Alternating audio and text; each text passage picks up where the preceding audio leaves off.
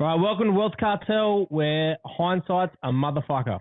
Our mission is to stop people saying, I wish I had a listen, and to help people capitalise on everyone else's mistakes before making them themselves. In summary, our tagline says it all: turn our hindsight into your foresight. So we're just a couple of lads from the west and the central coast who grew up without really any wealth around us and used it to motivate us to make something of ourselves. Along the way, mainly as we matured, we did a lot of things right, but more importantly, we made a lot of mistakes. A lot of mistakes that could have been avoided by not being know-it-alls and actually listening to what others had told us instead of thinking, no, not me. So my name's Akko. I'm a small business owner with a bunch of franchises called Pen on Picasso at the moment, with large plans of building a large business portfolio. I'm Kingy. I'm a financial advisor looking to break the mold on what good advice should look like and start teaching people how to enjoy life to the fullest while also planning for tomorrow out of my business, 3 Kings Wealth Management. Down here at Bella Vista Hotel, guys. Bella Vista Hotel has got a podcast room set up here for everyone to use. It's a great spot, good little setup for us. Nice little backdrop as well, if anyone's seen the backdrop. So, yeah, if it looks familiar to you guys, this is Bella Vista Hotel. Get down. Get down here. It's got great food, great drinks, great cocktails, a good little atmosphere, not just for the podcast. They come down for the podcast or come down for a feed and check the guys out. Thanks for supporting us. Thanks, guys. Enjoy the episode. I tried to move to Sydney a while ago and it didn't work. Like basically I was just trying real hard to get a job. I wasn't getting anything. I got minimum wage working at like Salsa's. I'd just been signed to Bellator. I'd just come back to Australia to make sure that my camps were in Australia and they were a little bit more secure and I guess stable. And then yeah, like I was stressing about money. I was just like, man, I don't have this, I don't have that. And I moved back to the Gold Coast. Got the same 3 jobs I was working before I left. Everyone picked me back up. They were like, yep, we'll find a spot for you. We don't necessarily have an opening, but we'll find a spot for you because you're a hard worker. And I earned my money back. I was paying rent. I was doing everything that I could do financially. And now, like, it's funny, the other day I was speaking to someone and I was like, today I spend $100 more a week on rent than I did per month in Thailand. And in Thailand, I was stressing every week. I was like, how am I going to get money? I was like, my car still hadn't sold or something. I was like, Mum, please, like, get rid of that car so I can get some money in the bank. I was like, please do my tax, like, because she's a bookkeeper. So I was like, please get the most out of my tax. Sort something out. Just get me some cash. Just get some money coming in. And I was like trying to become like a rep for like a random like smoothie company. And I was just trying to make things work. And honestly, like it all worked out in the end, and for that reason, like I was paying $250 a month for rent in Thailand, and so it's not like money was. That's like hard. the cost. That's like my spend that on Uber Eats in a session. that's like my spare office. Like yeah, I like spent $370 on my tooth this morning, and I was like, I'm fine. Like that's a month of housing right there. What the hell? Can I live in this? Can I live in this tooth? Yeah, when you were in Thailand, were you living like a Thai? No, we were real lucky. I linked up with 2 girls, again, that manifestation, linked up with 2 girls that I'd never actually met in person. We met on Instagram, of all places, because I literally messaged this girl and be like, hey, you used to live in Thailand, where did you stay? I'm looking at accommodation options. She was like, oh, I'm actually going back around about May. When are you going? And I was like, May. And I was like, that's mad. And she was like, I've got another friend who's coming at May. She's like, we should all get a house together. And she sent her friend to look at a couple of houses. We got a house. We lived in a 3-bedroom, 2-story like townhouse, and it was amazing, like for all of us. Cool. How like, was that? Oh, it was awesome, and it was literally like Tiger was here. It was around the corner, next street over. So we weren't like on the Soy, which is where all the gyms are. Soy Tayed is like that main street, and you're just constantly like obviously seeing everyone. And sometimes you want to get a break, and you want to go back to your house and kind of like be like, all right, fuck off. Like, yeah, I've seen you like 3 times today. Please. Hi, how are you? Fuck this again. We're gonna do this again. I got really good at that perception of like I've done Bali 21 times, and like I actually get recognised now. And he says it every episode too. Fucking. Did you hear that? He's a fucking wanker. I don't get my fighter friends to smash you, after this. Anyway, so when you're over there, you can throw off. I feel like you can throw off like this. Not don't approach me, but man, I've had enough. Not today, yeah. and like you'll be walking past and you'll be like, oh, you Mr. Grumpy today. Like he won't ask you anything, but he'll wait for you to get past and be like, oh, why are you so grumpy? I'm like, thank fuck you didn't ask me. Like, oh, you're right, I'm grumpy. Leave me the fuck alone. Yeah. But I love them. But there's days where you're like, man, not today. And not like, everyone I'm not buying all the a time, $6 fucking shirt today. Leave me alone. I'd literally, like, there's obviously 7-Elevens everywhere, and I'd literally be like, that's the closest one. I'm going to go further away just so that I don't bump into someone that I know, because today I'm a very introverted person as well. Like, I can be social when I want to, and I can turn that on, but most of the time, like, I'm an only child, like I said, and I've always spent time on myself. So I want to chill with myself, and, like, a lot, and even, like, sometimes my house, like, that was the first time I'd spent living with other people, because I'd always just half leases with my mum, like because it was just me and her, so obviously we go generally 50-50 or like 60-40 or whatever. And so it was like, I was like, man, like I need to get used to this whole constantly being in everyone's faces and them being like, hey, do you want to hang out? And I'd be like, no, I'm tired. Like, and I'd say no a lot, and it would be very strange for them. But then they understood, like, that's just who Janay is. Like, she doesn't always want to hang out, and when she does, she's awesome. But when she doesn't, she can just go hang out. You're like an introvert, extrovert. Like when you're out, you're out. But I say to because I see people every day for work. Like I deal with clients every day, so I'm putting on my extroverted face all day long. Voice. And so on the weekend, I'm like, babe, I just literally want to sit on the couch, Like I want to sit on the couch. My days, I'm in the office, I'm up and down, I'm on the phone. Like post a photo a couple of weeks ago. Fuck, I had a laugh. I love it, but fuck, it made me laugh. He's like laying with his dog and his missus, and he's like, we're having sleepovers with the dogs, and like it was a movie night, and then we went to watch a fight scene, and he goes to his missus. He said to Jem, can the dogs have a sleepover tonight? Fuck, I looked at my wife and I was like, animals over humans. Don't get any fucking ideas. The dog is not sleeping in our bed. I can't fucking. That's the thing. People like on weekends, and like always something on weddings and this, and I often will just go, Jem, nah, I'm not going. Like I need my time I don't give on, like there's times if I can just not do anything. If I get married again, I'm not coming. I'll hang out. My wife doesn't watch it. I'll hang out with B. Yeah, you can have her. I'll just say, whoever's got the kid, I don't care. I'll just me and Kate hang out. All right, so that was really good.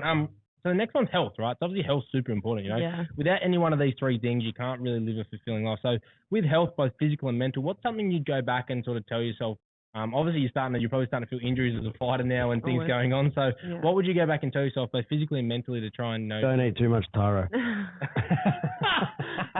You know, Have you ever had it? No.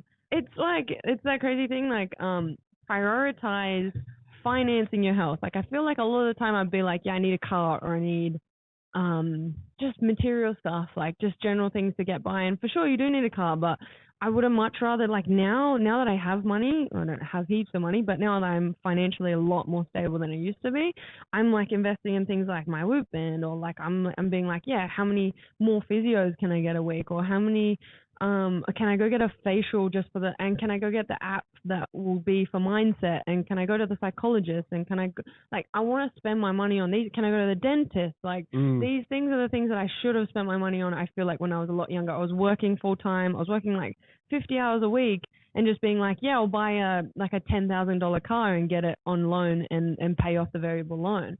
And like that mentality back then, like I understand that was obviously like a safe bet and it was good at the time, but I would have really rather maybe spend $5,000 on the car and spend the other $5,000 not in debt, but on maintaining, and just looking after your health and things like private healthcare and stuff like that. It sounds so silly, but I feel like a lot of time we do prioritize the wrong things. And now that I am prioritizing all these other things, I'm so much more intuitive with my body. I'm like paying attention to even things like contraceptives and stuff. Like once I understood from working in health food not to be putting an implant on in my arm, be putting in my arm, and be putting like synthetic progesterone into my body, how much I feel. My body doesn't really agree with anesthetic very much. So even when I get my teeth done, I got my wisdoms done awake. Like I got anesthetic, but I didn't go under. Oh my God. But you know what? I'm never fighting you ever. That was the worst. Knocked her own teeth out on fucking purpose. Never anyway. do that. Never do that. I didn't understand that. I was being a lunatic. Your wisdom teeth done without having anesthetic. I got it with anesthetic, but just the injection, just not asleep. So I just sitting there the whole time with my mouth open. Who chooses to do that? They're like walking in hey, I need a shoulder, Rico. Fucking just let me do it while you're awake. Yeah. Well, do you know who is it? Is it a fighter? Is it a fighter? No, there's an actor. I think there's an actor or a fighter. One they've been sober for 16 or 18 years or something, and they were heavy coke, heroin, everything. and they're so sober that when they go and get surgeries now, they do it non-anesthetic. Nah, fuck that. Awake, like every surgery. That's not sober. That's idiotic. That is fucking. They're so scared of a relapse. Like shit like that. Like they'll just sit there and because they're scared of a relapse. And then you have to take like pain medication after. So they still give you pain meds, but it's just like Panadol and shit. Oh no. Yeah, bro. Like no anesthetic cut in. Well, my pussy mates fucking. I had this contact to this they were getting their own anesthetic. When we were getting tattooed, I went and got which I'm getting removed at the moment, but I went and got my neck done. Me and my mate are sitting next to each other, and he's like pulled his own needle out. Like, what the fuck are you doing? Where did you get that from? Well, that's mad. They legit. He done like both sides of his neck, and like we were young and dumb, and we had our mate a little lower. Like we had our mate. Literally, this dude was like, "I'll fucking do it," and wiped him with an alcohol swab and injected him, and that's how I don't know. Don't get the tattoo then, man. You know, if you can't handle bitch, it. Just leave your wisdom teeth in if you can't get do it. But even numbing cream, like in Thailand, you can get numbing cream over the counter, and they're like heavy stuff. And I was like, man, I'm not touching that. Like, go do 16 straight. Oh, I don't know what that I done 16 hours straight. Oh yeah. Fucking. There is no chance in the world. Put me to sleep. Wake me up in the week. I don't give a shit. I ain't sitting through that. I've seen, like, my ex got, like, proper blacked out his back and his arms, both of his arms, and did, like, 3 days straight and then flew. And I've never seen someone so sick in my life. I was like, you look like you're going to die. That's what happened to me. I got elephantitis in my fucking leg. I went and got my leg done, and I was eating Tramadol. Like, you know, so I've had a couple of Tramies, and then I can't drink on them. They make me crook. So I was like, fuck it. I won't have a drink for a couple of days first. Ate the Tramadol. Got the start of my leg done, and then went back to get it shaded. And it's it's fully black, you know? And then got on the plane, and they pressurized it. Me and my wife sat down, and as soon as they pressurized the doors, I was like, what the fuck's going on? They're strapped in. We're about to take off. I'm like, I got to get up. And she's like, you can't. We're taking off. My fucking leg just instantly blew up from the trauma. Yeah. And now I'm heaps scared. I've got tats everywhere. I'm heaps scared to go back. Like, I fucking need to go to sleep, eh? Oh, yeah. It's like, man, we really just need to pay attention to the things that we can and can't endure. Like, for that reason, like, if you're even bad on Panadol, just pay attention. Or if you maybe just be a little bit more intuitive with what's happening. And once you're intuitive, then you can, like you're saying, like how we learn to like know our bodies better. It calls for a much better quality of life. I love that. There's another conscious. This is the same thing. Everyone's just being conscious of your decisions, constantly doing it. Yeah, do things with intention rather than just going through the motions. Oh, I love this podcast, man. I fucking love it. And shit done. All right. You see the old guy there freaked out and he's like, who the fuck is going on? And little does he know he doesn't have to worry about us. Don't worry about us. Fucking old mate over here, kick your head in. All right. So the third one that we talk about. So obviously, money. You got to. This is my one. Yeah. So I'm the money guy. You're the health one. So you're the health person. He's the money dude. I'm the lifestyle one that keeps partying. With the money one, the hard part that people fall into 1-2 categories, right? They spend they live too much now and they don't think about later and they can't prioritize the health, etc. Or people do the opposite and they don't live enough. And the reality is we could all die tomorrow, right? So you've got to find. So what do you wish lifestyle-wise, whether it's travel or just the things that make you, not money, not the things that you do that make you feel good about your lifestyle that you spend money or not money on, what would you go back? What's some tips or you think you could go back and change to make sure you live maybe more of a fulfilling life, or maybe you did? Or Well, I think I would have maybe started this younger, but understanding the value of productivity and how much that made an effect to my mindset, like, and my mental health. Productivity for me is like, if I'm not productive, if I don't have goals set, if I don't have things going, I'll get depressed, like straight away. I'll just feel like shit. I'll start like moping around and I'll be like, man, I've got no direction. I have no purpose. Yeah. And not getting stuff done. And you just, basically wasting away months and months. And like, especially in COVID even, I ended up going back to that a little bit just because there was no fight. So my fight got cancelled. I was like, man, what am I going to do now? All the gyms are closed. I'm like, I'm not training. Like, I don't know what to do. Like, that would have been so hard for a lot of, I never thought of that, to be honest, when they closed. That would have been, there was dudes whinging about it. They just went to the gym. But for people that do it as a career, That would have been fucking It really hard takes to do. away like 90% of my time that I'm spending usually at the gym. Now I don't know what to do. I'm at home. And it was just like, I just really needed to come back, snap back into that idea that productivity is beneficial to everything, like quality of life, mental health, all that sort of stuff. And productivity can come from anywhere. It can be booking a flight to go overseas, even if it's for a holiday, if it's for leisure. It's just productivity. Like it's having something to look forward to, setting things in place, moving towards it. And I think like once I was traveling, especially, I was lucky enough that I wasn't prioritizing material things because I couldn't take them with me. I couldn't buy a car, couldn't do certain stuff. So I was like, man, I'm prioritizing travel. Like I fought in Hong Kong. I literally went over by myself, had no idea what I was doing, won my fight, came back, and then did you have a cornerman or anything? No, we were meant to, but for whatever reason, they my original cornerman was like, my visa won't allow me to go and come back. I won't be able to get back in, so you're gonna have to get somebody else. And then the promotion was like, we're not gonna change the flights for somebody else. We've already paid for it, and so for that reason, I went over by myself. And it was pretty crazy because it was like my first ever international fight. I was like, how'd you win? Points, TKO second round, luckily. I had come off a scooter too, so I had open wound. My knee was open. I hadn't rolled in like two weeks or something because I was like, I don't want to get staph because I've got all these open wounds. I really needed them to at least just heal over, like that, that like. Yeah, just the layer. Glad wrap, yeah, that little weird film. And I was like, I just need that to happen, then I can keep, like, and fight, and I don't want to pull out. Like, I'm one of those people that will probably die before they pull out of a fight. And yeah, lucky enough, I went over. I ended up manifesting, I guess, and for a bit of the universe, it came around. I met a guy over there. He was a Kiwi living in Hong Kong. His missus was Scottish. He was like, yeah, come to my gym and I'll get someone to braid your hair. And I was like, that's mad. And then we're sitting there talking. He's like, do you have anyone to corner you? And I was like, no. It's a Wednesday as well, very random. He was like, well, I'm not doing anything tonight if you want me to corner you. And I was like, that would be amazing. Wow, even if it's just to like carry the bucket or something, yeah, just give me my water. Yeah, just give me the water. Some water. Yeah, you're not going to tell me anything that I don't know already. You're not going to change anything. Like we met the day of the fight. So it's not like anything's going to change. But that's fucking sick. That's mad. Absolute sick cunt too. He was amazing.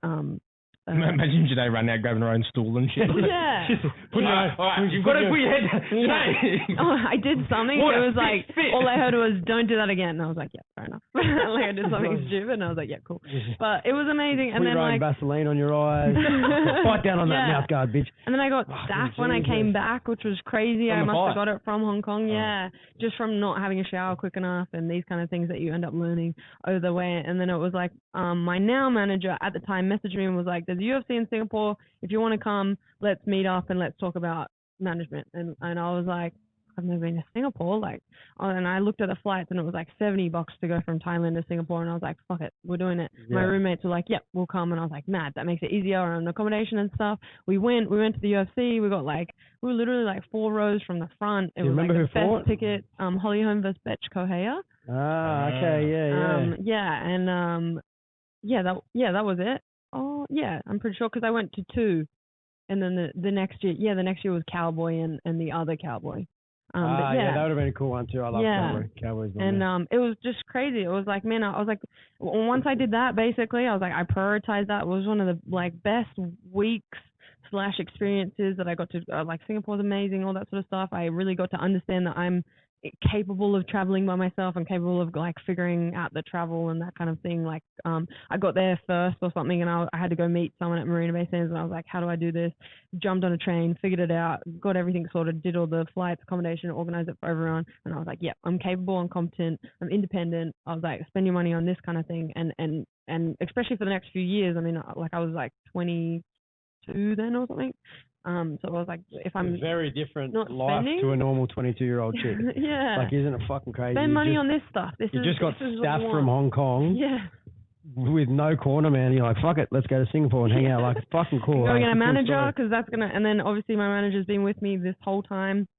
I like only signed him the first year, and like pretty much the rest has just been based on the fact that we have a good relationship, and he has given me all the, like, I definitely credit him for the big opportunities that I've gotten since then, and things like Contender Series and the Bellator fights and stuff like that. So it all worked out, but like the fact that I just had to gamble and invest in it, and now I've got friends that I met on that trip that I'll have forever. that are in high places too, and it's all kind of worked out. All these things is like that's what you should prioritize, not getting a better like scooter to drive around Thailand and like spend the $70 on going to Singapore. Don't buy an Audi. Yeah. And a jet ski. All right, so and a racehorse and get a Harley Davidson like I did the other day. Did you? Yeah. Will you ride? Yeah. You so I ride in Thailand. I used to ride in Thailand. My ex and I had a bike, and then definitely from Canberra. Finally, got and the Gold Coast. Where's your patch, bro? Yeah, who you riding with? Somebody talk to me. I got a contact for you. I always wondered that too. I'm like, can females be bikies? Because I'm like, I'd be a mad prospect. Like, you don't want to be doing that. I don't want to do it, but cooking barbecues and taking the bins out. I just want the offer to be there. Someone just offer it to me so that my ego can get off that topic real quick. Let's move on. That's a bit sensitive. All right, so let's summarize your chat, right? Let's summarize. If you could go back to yourself at 22, whatever, and just say in one sentence something simple that you would listen to, what would it be? To try and fast track where you are now. Yeah. Don't take the fight with Arlene on 2 weeks. Wait 12 weeks. Take that book. Before I do that already. Damn it. Yeah. Trust in the process and make good decisions. Those two things really. I think just for that reason, just making, like you're saying, like taking time to make the right decisions. I'm at that point now, whereas I should have maybe been at that point about 3-4 years ago. I'm like, I don't really care about records that much because like once I explain my record to people or once they look into my record, they're like, okay, I see why it's like that. And it has created the person I am today. And for that reason, I can deal with adversity more. I can deal with everything more because I've been through worse. But at the same time, it's like, make those decisions a little bit more solid and understand them a little bit more. Take time to make the right decision, for sure. Yeah, cool. I hate the thing about records, and I do it. Everyone does it. You look at a fighter and a record and you think, you're going to look at the stats, aren't you? Especially if you're betting or something, you're just like, 5-0 against the. That's right, but you got to. There's so much context behind it. Like, and if you're an actual MMA fan, you watch a fight and like there's so many. Even that Malaki, the last fight Malaki fought, like. That you sort of look at that and you go, well, if you remember that 3 years from now, that's a win.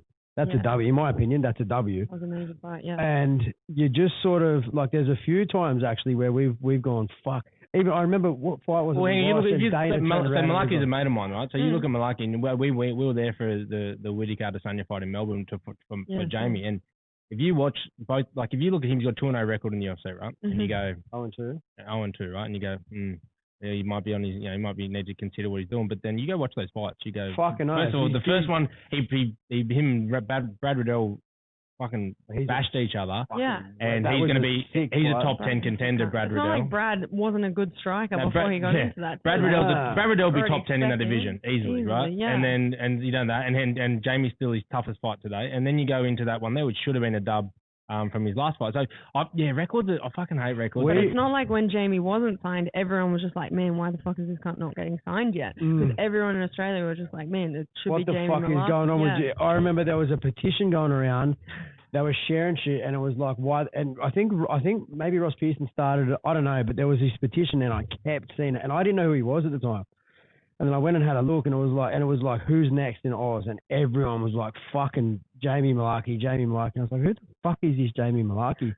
I rang my cousin who lives on the coast. He's like, yeah, he's a beast. Like, he's a fucking weapon. Yeah, we go, Jamie. So when we used to train garage fights, like Jamie and another mate up there, Benny Regan, who's like a kickboxing champion as well. And that's we used to always train with them. And Jamie was always that young, lanky little kid, man. And because he started roll, he was a gun roller, gun BJ. I don't know if he needs to use it more, but he gun rolling, and we fight there. It's so hard when you're a ballsy cunt, you just want to loves to scrap. He just loves to scrap. I said that at the Riddell fight. I said, boys, like, cause he's corner, because my mate's cornered him in the last one. I said, boys, he's got to, like, the reason Khabib's the champion is because he knows what his strengths are, he uses it. You know, that's where the champions come from. And I was like, I said, he's like, he can scrap. He doesn't want to scrap with Brad, but then what do you do? You scrap. Yeah, but it's so much more satisfying. I was like, but Dana will love that. I was like, Dana will love that. It's fine. I actually read something. I think I read something yesterday where they were talking about, they're talking about offering him another contract. He'd be the only person ever to be 0-2 and then re-signed. That's mad, yeah. I think his contract's still got a few more fights. Nah, he's still got, but they're talking about re-signing him just to make sure he doesn't go elsewhere. Usually before your last fight on your contract, sometimes they'll re-sign you. Yeah, okay. Yeah. Because I read yesterday morning, it was, I can't think of where it was, but I read something. I spoke to Ross yesterday, I messaged Ross about his poxy fucking hotel food. And then I was reading an article and I asked him and he was like, yeah, no, they've offered him something just based off of the performances alone. It doesn't matter about the too. Yeah, because like a few people in Australia got cut recently and it was sort of deserving for some of them, and it's just like at least we know that they are looking at the caliber of the fight rather than instead of the record. Yeah, that's right. Yeah. All right, cool. So you've gone through the hard questions with us. Now give us a plug. What are you doing now? Who do you want to connect with? Who are you looking that you can help or that can help you? Who are your sponsors and what's next for you? Yeah, so November 5th, I can finally tell people. This would be probably the first time I've announced it on any podcast or anything. Yeah, you get Ali and fucking two of them, two exclusives. Good. So yeah, that's really cool. November 5th, I leave next Thursday. We're getting that done in Mohegan Sun against Jessica Meal. I think it's 251, Bellator 251. I'm not sure. I get the numbers mixed up. But yeah, I'm super excited for that. I've been training for a very long time. I was meant to be fighting in Italy and it fell through. And so this has been kind of like a bit of a longer camp, which is great. So it may sound like it's late notice. It was kind of late notice. It was I got about 4 weeks. But still, I'm definitely prepped and ready. For that reason, Stay ready so you don't have to get ready, yeah? Yeah, exactly. I'm not always like that. I'm not going to lie. Like, I'm not one of those people. I'm a fight and then binge kind of person. Everyone knows me for that. But at the same time, like, because I just know that works for me. Like, crashing myself out sometimes and running myself into the ground doesn't always work, and especially for my mental health and stuff, sometimes it'll just get too monotonous and I'll lose the love for it. So I really like to maintain the love for training but still eat and kind of do whatever on my off seasons. But yeah, so for that reason we've got some financial spots opening for my kit and stuff. It's on late notice, so it will have to be all done by next Thursday. But at the moment I already have my good sponsors like Ruka obviously is a big one, Combat Nutrition. My Sweat Deck is always on board. Those guys are from the US and they're really great. We've got MMA Fight Store, which are also kind of my work, so I have to kind of plug them anyway because I want them to do well. And then yeah, a few guys are jumping on board for this next fight. I always forget how to say it. BF. It's because fuck 9 to 5. That's what the actual name is, but I never know how to like abbreviate it because fuck 9 to 5. It's basically just like I've seen something like that. I've seen something. Yeah. I've seen that on Instagram. Arlene probably had some stuff as well. Yeah, BF59 or BF94. Yeah, I've seen super supportive of Australian MMA and Australian like sports people, and they jump on board. They're a really small company right now, but they're growing and they're sorting their shit out, and their whole aim is basically supporting those people that don't do conventional ways of life, that aren't following the system. So cool. I love that. That's talk to Dan after this. He likes to sponsor every single person that comes on the podcast. Oh yeah, man. Yeah. No, I had a conversation with my financial advisor last week, and he advised me against spending too much money. we can have a chat, but I'll allow this one. Yeah. I would love Harley Davidson to jump on board too. Fuck yeah. Actually, I know a dude that owns the Harley on Blacktown Road. We can have a chat. Maybe, yeah, we might be able to stuff that out. It was just like I want a jacket and stuff. Like, I bought my bike and I was like, I can't afford these jackets. Like, I can afford the bike, but not the jacket. Yeah, fuck. I could, but you should have included that in the finance. Yeah, but it's mad. But yeah, so yeah, just sorting stuff out.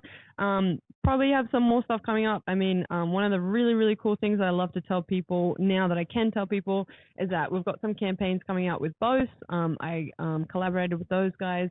I've got 2 like advertising campaigns, and one that I'm really, really passionate about is it's going to be like a short film documentary, basically on me and my little story and a little bit of an interview and stuff, a little bit of me training, and obviously promoting their products as well at the same time. But I'm just super stoked to have linked up with them and have a good opportunity working with them. And then, yeah, we'll come back and get some more things done.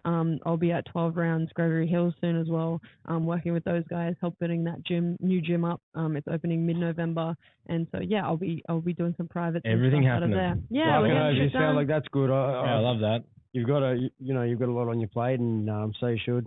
So you should with where you're going in the sport and that. Building that brand. Build that brand, girl. Always. Do more. Do as much as you possibly can before you die. Yeah. And, you've spoken a lot about backing yourself during the podcast and that, and I feel like, you've got a sense of that. We can feel that. And I think it's mad. Like we're a bit surreal at the moment. We're pretty lucky to be able to sit with people like yourself and, and like be able to have a meeting with Zan and like to be able to talk to people on this level, because essentially what we see ourselves as the business side of what you guys do is like we're not fighters but we feel like our mindset are the same. We're not going to stop till we get to where we want to go. And like, this is our hobby. Essentially, we don't get paid to do any of this. We love what we do and we love to be able to sit with people like yourself. And we figured out last week that we actually think we've taught or learnt more ourselves than the people we're trying to help. Yeah. And to me, that's fucking more valuable. Yeah, we don't have the most followers ever. Like we were trying to build that base, obviously, but it's awesome. We figured out. I think last week we've had 4,000 people watch our episodes, and every single person who watched has gone, oh my god, like I got this much out of that and this much out of that. And that's the best, And we love speaking with people like you. We both sponsored Arlene for a fight. It was pretty surreal to see my little finance logo up on an international stage. That was pretty cool. Even though there was no marketing material for whatever. It's pretty cool. But no, reach out. So everyone, that's Janay. Thank you so much for coming on. That was a really good chat. Good little prospect coming out of Australia already out of Australia, but that we didn't get behind. And if you want to chat to Janay about sponsorship and jumping on, make sure you do that. Is there any services that you're looking for? Like, do you want to be hooked up with any physios or anything like that? Have you got all that sorted? Is there any? I'm kind of sorted. I am paying for my physios, but I'm happy to be doing that at the moment because there's people that are familiar with my body and stuff. I'm kind of good at the moment. Like, weirdly, I guess the cool thing about COVID is that somehow I popped out financially stable, more stable than I was before, which is crazy. And this is the first fight ever that I'm fighting for me, not for the money, like in a sense, not ever, but in a sense, like it's been a struggle, and obviously the traveling and stuff put me behind. So every Bellator fight, it was like, okay, I've gotten to credit to get through these camps and stuff. And this is the first time where I'm like, you know what?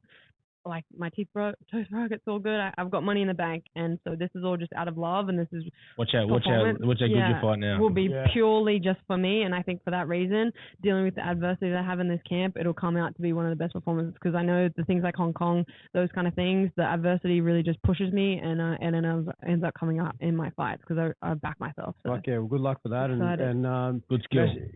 Best of skill. He corrected me, you motherfucker. I started. He corrected me. I corrected you last week. I got told by the city kickboxing guys that was a thing, and then I just have said it ever since. I was like, that's so much better than saying fucking luck. It is 100%. Fuck luck. Let us know when you get over there. If would it be on Optus again? Would it be, you reckon it'll be same sort of stuff? We're just like you guys are saying, it's fucking hard to watch it in Australia.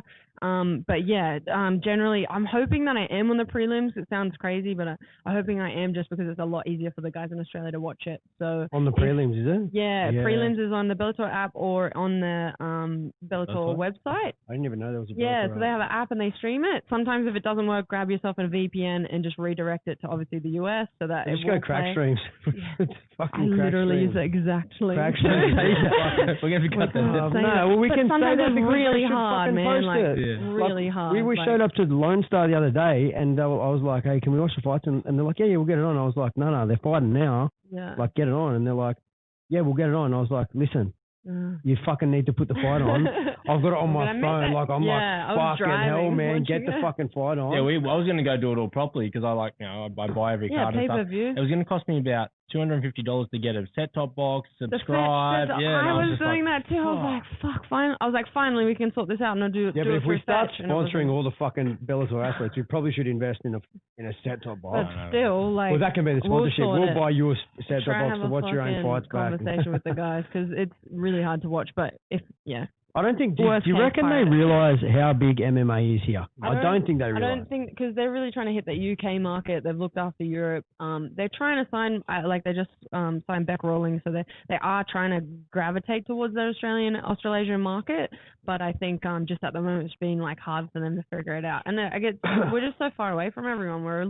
And people don't realise, like, once you travel, you realise how behind Australia is sometimes in some things. Like, we are a first world country, but westernized. We are very behind in tech. Yeah. So we'll sort that out soon, hopefully. But cool. Watch it where you can watch it, guys. Yeah, we'll watch it. Sweet. We'll be watching it. On your way. Appreciate it. Thanks thanks for coming on. I really What's the appreciate prediction? it. Second round TKO. Fucking oath. I'm going to put a bet on. Yeah, you heard it. All right, thanks for coming on. Awesome.